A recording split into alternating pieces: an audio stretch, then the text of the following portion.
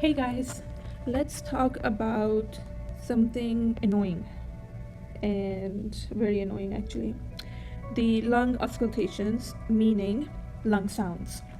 So here I am drawing these two beautiful lungs. Is it a pair of lungs or it's just lungs? Okay, a pair of lungs. Okay. I want to talk about three sounds that we like to hear and their interpretation and where they come from. So I will talk about the sounds later, but let's look at this and orient ourselves. So we see this is my beautiful bronchi here and here, and this is representation of the alveoli. I have more than two colors. This would be the interstitial space, and here we have the pleural space. I'm saying this is space, but this is not really space. It's basically two sheets so close to each other as the analogy we give is the sliding glass with some water in between. So there's no really space here. It's a potential space, and in this space we can have two things happening.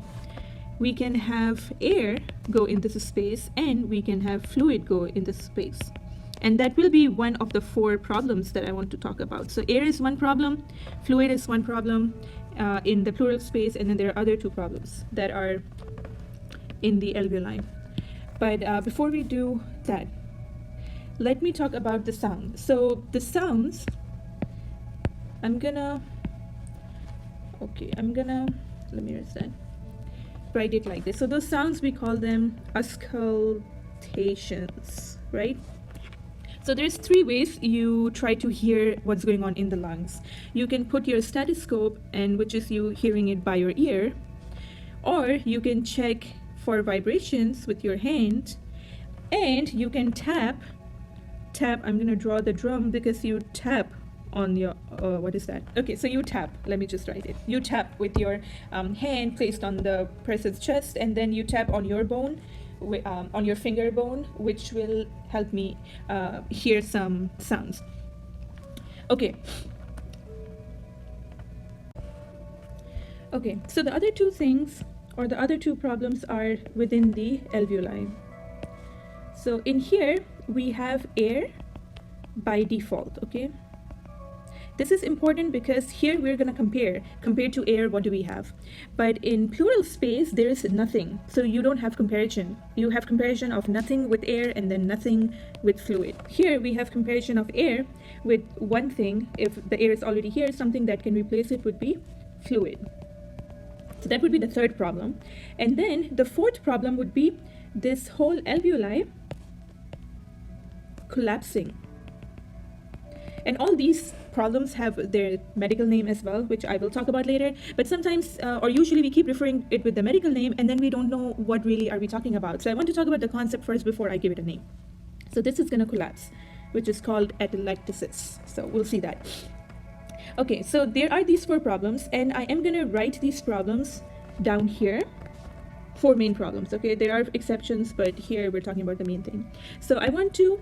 And these lung sounds are going to change based on different problems. Some similarities, some differences, and then we can see why. So here, first, I can talk about what would be normal, okay? And then I can talk about the two problems that are in the pleural space. And then the third and the fourth problem would be, the problems in the, so these, you can bundle them together, and you can bundle these together. So third and fourth would be the two problems that are in the alveoli. Okay, and I really have a lot of colors that I can use, but okay. So normally when we describe hearing the lung sound with a stethoscope, we say that it's normal lung sound. So I'm just going to write N. The doctor knows what the N means, right? How it sounds. And even if you check vibrations with your hand, which is called tactile fremitus, and the tapping is called percussion. Okay, so the vibration, checking vibrations with your hand. Let me write vibration here too. Okay, that is also by default we say that normal vibration, the N. So vibration makes sense, but then a lot of times we confuse between auscultation and percussion. We're hearing it both, because with your ear you're tapping what you're trying to hear too, and with the stethoscope you're trying to hear too. So what's the difference? The difference is that this percussion, I drew a drum over here because I like to think about it as tapping on a drum, which is you are kind of doing, because the chest cavity, the lungs are filled with air and it's all closed. So when you are tapping on it, you are tapping on a drum. So when you tap on a drum, what are you trying to hear? Like the emptiness of the drum. If it's empty, it will make more noise. That's why empty drums make more noise. That's where that comes from. But if it's filled with fluid or anything else, any kind of fluid or maybe even solid, then it will be it'll sound less of a drum and more it'll be a dull sound. Okay, so that's what we're looking for over here. But over here, what we are hearing is the air. When you put your stethoscope, you are hearing the breathing sound, which is like the air in and out. Okay, because the air moving through the tiny pipes of your bronchi, it makes a sound, also the sound of air moving in and out. So that's what you're trying to hear over here. And vibration is when you place your hand, you can feel it, if it vibrates more or less. And then when you're hearing the vibration, but you ask the patient to speak. And when the patient is speaking, then again, your voice is a vibration. So that's what you're hearing, the vibration of your voice and how it's carried. Okay, so for percussion, we say that it's resonant. So I'll just write res. S-O-N-A-T. Okay, that means like the normal empty drum. Normally how that empty drum should sound like. Okay, so let's talk about our first problem, which is this one. There is, the first two, let's talk about them together. The air or the fluid in the pleural space. So I can have air in the pleural space, or I can have fluid in the pleural space. If I have air in the pleural space, that's called pneumothorax. And if I have fluid in the pleural space, it's called pleural effusion. Okay, so what will happen?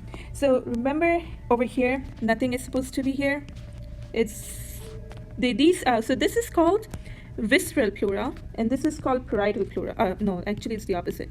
This is called the parietal pleura, and this is called the visceral pleura. The parietal pleura, it's stuck to your chest cavity, and the visceral pleura, that's linked to the lung parenchyma. Okay, but they are really next to each other. They just slide over each other with some fluid in between when the lungs expand and collapse. Okay, so how will you get air in there, right? So there are two ways to get air in there. One would be if you got stabbed and you ruptured this part of the pleura, and then the air from outside can get in. Or you can also have, that's actually the main one, you can also have air from the alveoli if this part is ruptured, ending up here. Anyway, this is actually way more detailed than I'm talking about it, but let's talk about the basic first, and we can talk about more details in another video if you want. Okay, so when I get air in here, right? So how will the sounds be? First of all, nothing is supposed to be here. When the air is in here, the air will make, okay, and your stethoscope is here, right? So when you are listening, this air is not supposed to be there. Now there's air over here. What it will do, it will make it thicker. Thicker, it's another word you can say. There'll be like a bubble wrap, the air bubble wrap in here. And because of that, you will be hearing less of what you want to hear. And it applies to both, actually. It applies to whether you have air in here or if you have fluid in here. It's giving it an extra layer. It's like if, let's say, the lungs are a room, right? And these are the pleura is actually the walls of the room. So you're putting more stuffing in here, whether it be air or fluid, but that stuffing will make it more insulated. So you won't be able to hear. So you won't be able to hear with your ear, and you won't be able to hear with your the vibration either, because when you place your hand over here, the same problem. It's too insulated. There's this extra bubble wrap or fluid wrap. So when you're trying to hear the normal lung sound, you won't be able to hear, so you'll be hearing it less. So I'm just going to put like a arrow showing less than normal.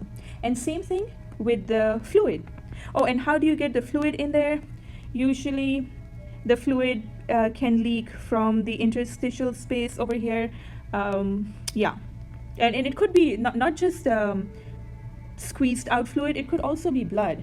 Okay, it could also be some cancer growing in here. So we can call it the fluid, so we can call it that the more compressed version.